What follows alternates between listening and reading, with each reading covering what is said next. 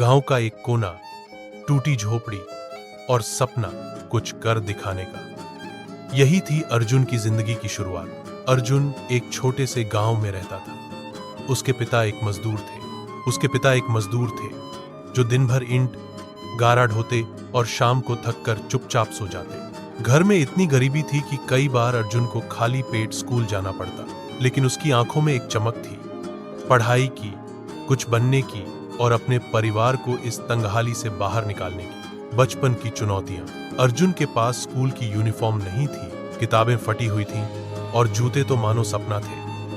फिर भी वो हर दिन स्कूल जाता, सबसे आगे बैठता और शिक्षक की हर बात को ध्यान से सुनता। जब उसके दोस्त छुट्टी के बाद खेलते, वो गांव के पेड़ के नीचे बैठकर टूटी किताबों में आंखें गड़ाए पढ़ता रहता। गांव के कई लोग उसे चढ़ाते, कहते, इतनी पढ़ाई करके क्या करेगा, अंत में तो मजदूरी ही करनी है।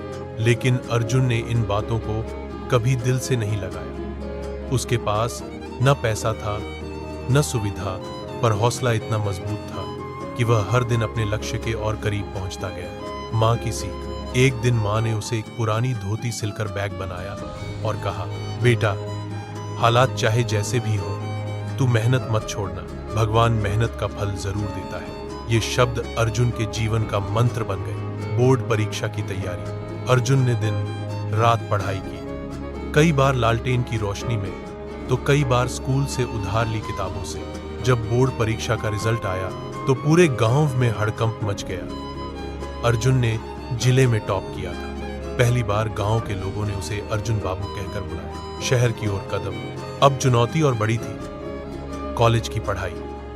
अर्जुन ने एक सरकारी स्कॉलरशिप के लिए अप्लाई किया और अपनी मेहनत से उसे पा भी लिया। शहर जाकर उसने पढ़ाई के साथ साथ एक चाय की दुकान पर काम किया ताकि हॉस्टल की फीस और किताबों का खर्च चला सके। हर दिन सुबह 5 बजे उठकर पढ़ाई करना, फिर कॉलेज जाना और शाम को दुकान पर काम करना, यही उसका रूटीन बन गया। लेकिन उसने कभी शिकायत नहीं की। उसके सपने इतने बड़े थे कि थकान भी पीछे रह गई। प्रतियोगी परीक्षा की लड़ाई। कॉलेज खत्म होते ही अर्जुन ने अपसी की तैयारी शुरू की। अब तो हालात और मुश्किल थे। दोस्तों के पास कोचिंग थी, किताबें थीं, ऑनलाइन क्लासेस थी और अर्जुन के पास सिर्फ एक पुराना मोबाइल और सरकारी लाइब्रेरी की कुर्सी। लेकिन मेहनत रंग लाई।